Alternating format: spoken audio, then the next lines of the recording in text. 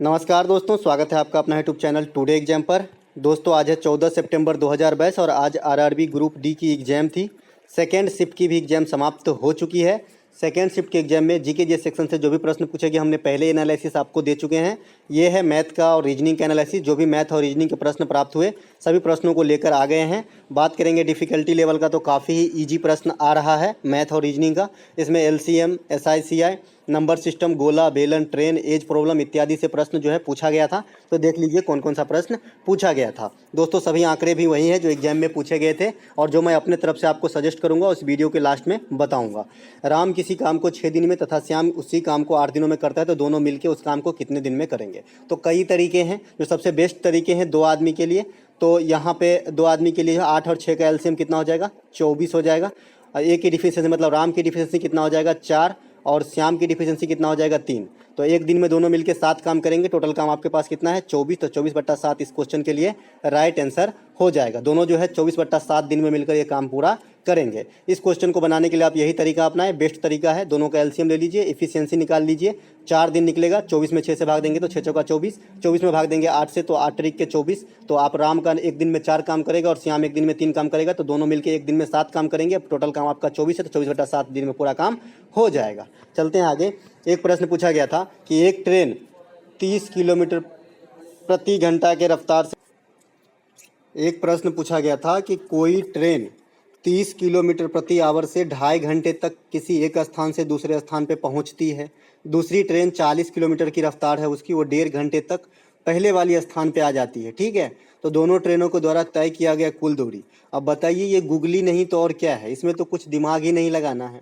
30 kilometre से पहला train कितना दूरी तय किया, 5/2 घंटे, 2.5 घंटे। और टोटल दूरी ही खाली पूछा और कुछ नहीं, सापेक्षिक चाल भी नहीं जोड़ना है क्योंकि ट्रेन की मिलने का समय नहीं पूछ रहा। ठीक है, और ये चला है 40 के स्पीड से 1.5 घंटा तक, तो 3/2 लिख लेते हैं। तो 20 से काट देते हैं और इसको 15 से काट देते हैं। 15 पचे के 75 और 20 तिया के 60। 75 और प्लस 60 कितना हो जाएगा आपका, 75 और 60, तो ये हो गया 0 हो जाएगा, सॉरी 5 हो जाएगा। और 7 6 13, 135 किलोमीटर जो है टोटल दूरी दोनों ट्रेन ने मिलके तय किया है। अब इसी सवाल को बच्चे लोग बोलते हैं कैलकुलेटिव है। अरे कुछ कैलकुलेटिव नहीं है, आपको बस तरीके आना चाहिए, सटक से बन जाता है। एक प्रश्न पूछा गया था कि गोले का व्यास आपको दे रखा था 8 सेमी, टोटल सरफेस एरिया पूछा जा रहा था गोले का। तो गोले का आयतन क्या होता है, 4/3 पाई आर क्यू होता है। कुछ बच्चे बोलते हैं प्रश्न कुछ रहता है, आप बताते कुछ। अरे साहब, मैं ये चाहता हूँ कि आपको सारा जो सूत्र है उसकी रिवीजन हो जाए, ताकि एग्जाम में ज़रूरी है कि एक बार सरफेस एरिया पूछा तो अगली बार भी सरफेस एरिया ही पूछेगा। आयतन भी पूछा जा सकता है ना, खोखला गोला भी हो सकता है। तो डिपेंड करता है आपके शिफ्ट पे, इसीलिए आपको अपने तरफ से पूरा प्रिपेयर रहना है। तो यहाँ पे ये तो गोले का आयतन हो गया। यहाँ पे टोटल सरफेस पूछा गया है, तो 4 पाई आर स्क्वायर होता है टोटल सरफेस। इसी में आपको डाल देना है 4 गुने 22/7। और आर का वैल्यू कितना दे रखा है, व्यास है 8, तो आर हो जाएगा 4, तो 4 गुने 4। ठीक है, 4 चौका 16, चौका 64 गुने 22, 64 गुने 22/7 आपका आंसर हो जाएगा। ये कैलकुलेशन करके जो भी आएगा आपका राइट आंसर हो जाएगा। आई होप आप कैलकुलेशन जरूर कर लीजिएगा। चलते हैं आगे। अगला एक प्रश्न पूछा गया था कि रानी की शादी 8 वर्ष पहले हुई, अभी उसकी एक बेटी है जिसकी आयु रानी की शादी के समय की आयु की 1/6 है। 3 साल बाद बेटी की आयु क्या होगी, आना रानी की वर्तमान आयु यदि 30 वर्ष है। ठीक है, तो इसमें भी कुछ नहीं करना है। आप देख लीजिए, रानी की शादी 8 साल पहले हुई और जब शादी हुआ था ना उस समय जो उम्र था उसका 1/6 उसकी बेटी की आयु आज है। ठीक है, ठीक है, तो पहले आज का करेंट उसकी बेटी का आयु निकाल लेते हैं। तो आज है रानी 30 वर्ष का, तो 8 साल पहले यानी शादी हुआ था उस समय कितने का रहा होगा, तो ये रहा होगा 30 में से 8 गया तो आपका 22 साल के जो है रहे होंगे। तो 22 साल के रहे होंगे, 22 का 1/6 इसके बेटी का करेंट उम्र हो गया है ना। इसमें 3 जोड़ देंगे तो इसके बेटी का 3 साल की बाद का जो आयु है वो निकल जाएगा। यहाँ पूछ रहा है कि इसके बेटी 3 साल के बाद की आयु क्या होगी उसकी बेटी की। तो पहले मैंने क्या किया, 8 साल पहले शादी हुआ, रानी की करेंट उम्र 30 साल है, तो 8 साल पहले जो है रानी की उम्र 22 साल होगा। इसी का 1/6 यानी रानी की उम्र की शादी वाली जो उम्र हुई है, शादी के समय की आयु की 1/6 है, तो शादी के समय 22 वर्ष की रानी रही होगी, क्योंकि आज 30 वर्ष और 8 साल पहले शादी हुई है, तो इतना हो गया इसकी बेटी की वर्तमान उम्र। ठीक है, लेकिन ये बोल रहा है कि 3 साल के बाद इसकी बेटी कितनी बड़ी होगी, तो ये आपका एज निकल गया। 22/6 करेंगे और 3 22 और 18 आपका हो जाता है 40, 40/6 करेंगे तो छक्का 36 है, 4 पे 0 40 है ना, तो 4 पे 0 40 हो गया, तो फिर से छक्का 36, तो 6.6 वर्ष जो है इसका राइट आंसर हो जाएगा उसकी बेटी की उम्र।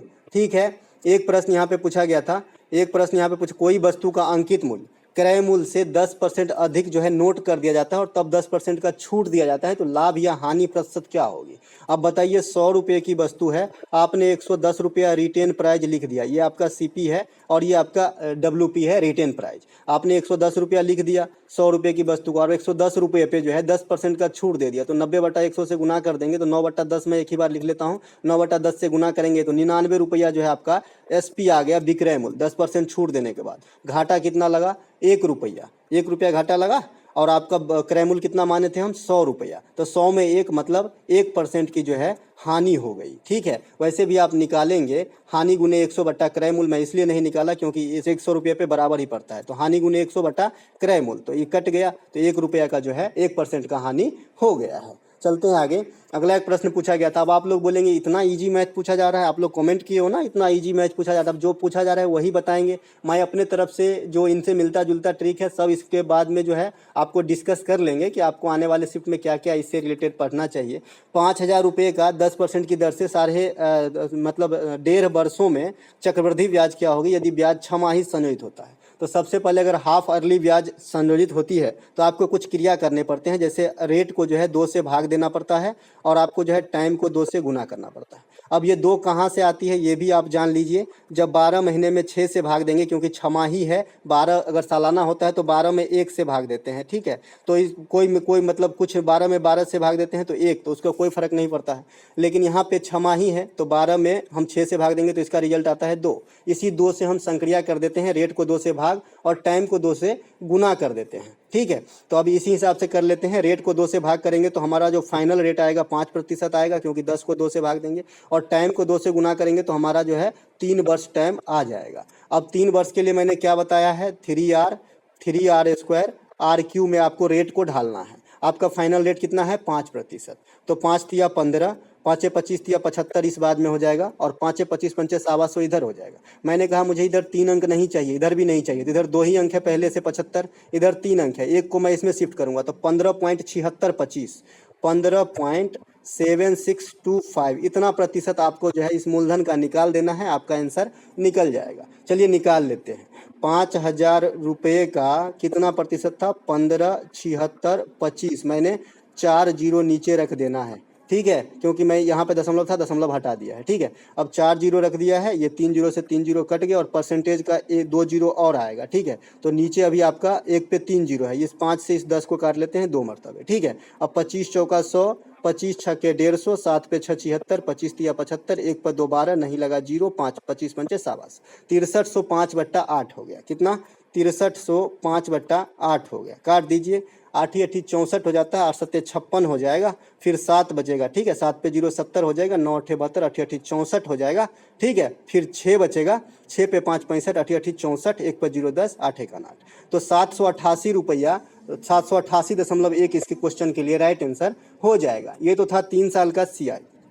अगर आपको 2 ही वर्ष का निकालना हो तो कैसे निकालते हैं, तो रेट को ही ढालते हैं 2R स्क्वायर में। ठीक है, साथ ही साथ मैंने 2 वर्षों के लिए फ्रिक्शन, जैसे 5% मान लीजिए रेट है, तो 10.25% आप अगर मूलधन का निकालेंगे तो आपका जो है 2 वर्ष के लिए CI निकल जाएगा। मैंने फ्रिक्शन का भी बताया था, क्योंकि ये ट्रेंड में रहते हैं कि मान लीजिए 16.2/3% आपका रेट है और 2 वर्ष आपका समय है, और मूलधन मान लीजिए कि 5,000 रुपया, तो आप कैसे निकालेंगे, 16 तिया 48, 2 50/3 होगा, पहले परसेंटेज को हटाइए तो 100 से गुना करना पड़ेगा नीचे, तो ये 2 हो जाएगा। अब हमारा जो फ्रिक्शन आ गया है 1/6 आ गया है। ठीक है, 1/6 आ गया है। अब 1/6 को मैंने कैसे बताया था कि 6 का स्क्वायर कीजिए तो 36 हो जाएगा, और उससे अगला अंक क्या आता है 7, तो 7 का स्क्वायर 49 होता है, और उसमें से 36 घटा दीजिए तो 9 में से 6 गया तो 3, और 4 में से 3 गया तो 1, 13/36 अगर निकाल दीजिएगा आप इस मूलधन का, तो आपको 16.2/3% के हिसाब से 2 वर्ष का चक्रवृद्धि ब्याज मिल जाएगा। आई होप आप सभी चक्रवृद्धि ब्याज के तरीके सीख चुके हैं। चलते हैं आगे। एक प्रश्न मूल से आया था लेकिन समीकरण पता नहीं है। अब मूल से मैं थोड़ा सा अपने तरफ से बता देता हूँ, जो भी प्रश्न रहा होगा आप छोड़ के नहीं आना एग्जाम में आए तो। मेरा एक ही मानना है कि जो मैं एनालिसिस करवाता हूँ सिर्फ इस पर्पज से नहीं कि क्या आए थे, इस पर्पज से कि जो आए थे वो तो देखो, जो आएंगे वो भी पढ़ो, ठीक है। तो मूल जो होता है द्विघात समीकरण का स्टैंडर्ड फॉर्म है ax² plus minus bx plus minus c बराबर 0। ये द्विघात समीकरण का स्टैंडर्ड फॉर्म है।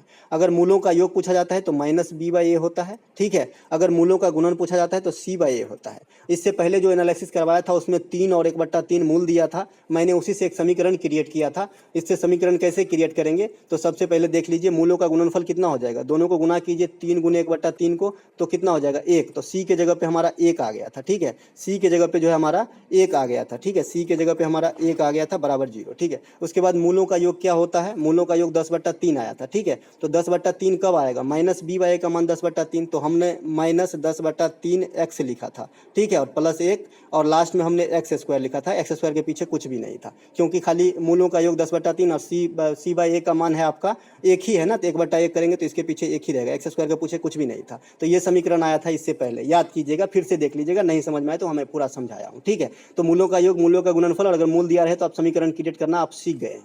चलते हैं आगे।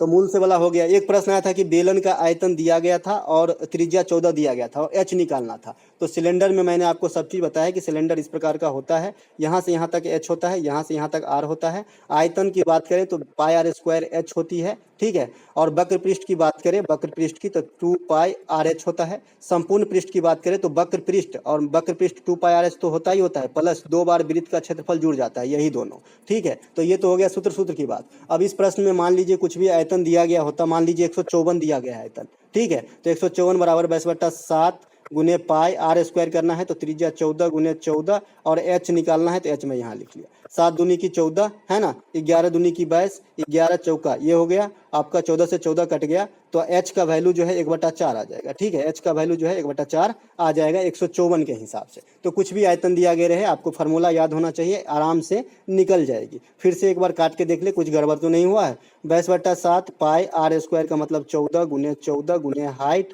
और हमने 154 माना है, इसका मतलब आयतन मान लिया है अपने मन से। मुझे एग्जैक्ट आंकड़ा नहीं मिला इसके, इसलिए मैं अपने मन से रख रहा हूँ, ठीक है। तो 7 दूनी की 14, 11 दूनी की 22, 11 14 से कट गया, 14 से ये भी 14 कट गया, राइट। h का वैल्यू जो है 1/4 ही होगा, ठीक है। चलते हैं आगे। अगला एक प्रश्न पूछा गया कि 4.6 सेमी त्रिज्या दे दिया था और गोले का आयतन, अभी मैंने गोले का आयतन समझा ही चुके हैं। तो 4/3 πr³ करना है, तो आपको 22/7 अब 4.6 का जो है क्यू करना है, ठीक है। तो यही आपका जो है आंसर हो जाएगा, जो भी निकलेगा ये आंसर हो जाएगा। तो इसे आप कैलकुलेटिव कह सकते हैं, ठीक है, इसे आप कैलकुलेटिव कह सकते हैं। चलते हैं आगे।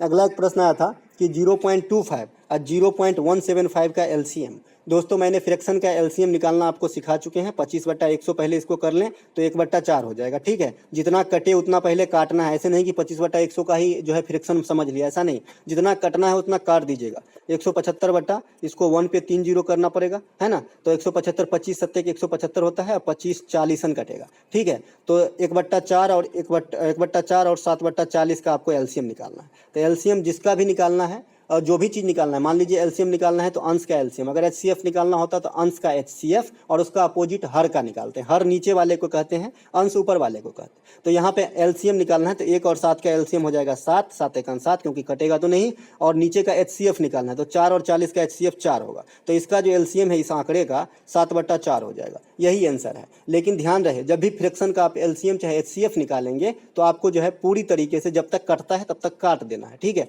चलते हैं आगे। अगला एक प्रश्न पूछा गया था कि 3 अंकों की सबसे छोटी संख्या जो 8 और 12 से विभाजित है। ये कल के थर्ड शिफ्ट का प्रश्न है, ये आज का नहीं है, ये कल के थर्ड शिफ्ट का है, आपका 13 सितंबर का, ठीक है। मैंने इंक्लूड कर लिया है क्योंकि मैं थर्ड शिफ्ट का एनालिसिस नहीं करवा पाया था। तो 8 और 12 से विभाज्य है 3 अंकों की सबसे छोटी संख्या। अब 3 अंकों की सबसे छोटी संख्या क्या होता है, 100, और 8 और 12 का जो एलसीएम है क्या होगा, एलसीएम 8 और 12 का होगा 24। अब 24 से विभाजित होनी चाहिए और 3 अंकों की भी होनी चाहिए, है ना। तो 100 तो कटेंगे नहीं, तो 24 चौका कितना होता है, 20 चौका 80, 4 चौका का 16, 96 से तो 2 अंक का हो गया है ना, तो 5 बार लगाना पड़ेगा, तो 120। तो सबसे छोटा संख्या जो है आपका 120 होगा मिनिमम, जो 8 और 12 दोनों से भी कटेगा, और 3 अंकों की ये सबसे छोटी संख्या होगी। इससे कोई भी छोटी संख्या जो है 8 और 12 से नहीं कटेगा। ठीक है, आई होप आपको समझ में आया होगा, है ना। 24 पंचे के 120 होता है, 24 पंचे के, है ना। चलते हैं आगे। अगला कोई प्रश्न है? नहीं प्रश्न है। जो भी प्रश्न प्राप्त हुए मैं आपको बताया। साथ ही साथ आपको समचतुर्भुज से प्रश्न भी पूछा गया था, लेकिन मेरे पास प्रश्न नहीं पूरा हुआ, खाली इतना बताया कि समचतुर्भुज से पूछा गया। तो मैं सारा जो है इसका प्रॉपर्टीज आपको बता चुके हैं कि सभी भुजा बराबर होता है। आयतन का क्षेत्रफल का बात करें तो 1/2 गुने D1 गुने D2 होता है। डी जहाँ पहला विकर्ण गुने दूसरा विकर्ण है। ये दोनों विकर्ण एक दूसरे को समकोण पे काटते हैं, 90 डिग्री पे काटते हैं। इसके बाद ये जहाँ से कटती है वहाँ से आधा आधा बढ़ जाती है। पाइथागोरस इसमें लगाते हैं, क्योंकि ये जो है भुजा जो है कर्ण का काम करने लगता है और ये लंब आधार का काम करने लगता है। तो इससे आप निकाल लेंगे, एक विकर्ण दिया रहेगा, दूसरा विकर्ण निकालना पड़ेगा। कभी कभी क्षेत्रफल दिया रहेगा और एक विकर्ण भी दिया रहेगा, तो दूसरा विकर्ण निकाल सकते हैं। तो इस प्रकार के प्रश्न इससे आ जाते हैं। दोस्तों आशा करते हैं कि आपको अच्छा लगा होगा। अच्छा लगा हो तो लाइक कर दीजिएगा, और आते हैं थर्ड शिफ्ट वाले वीडियो एनालिसिस के साथ।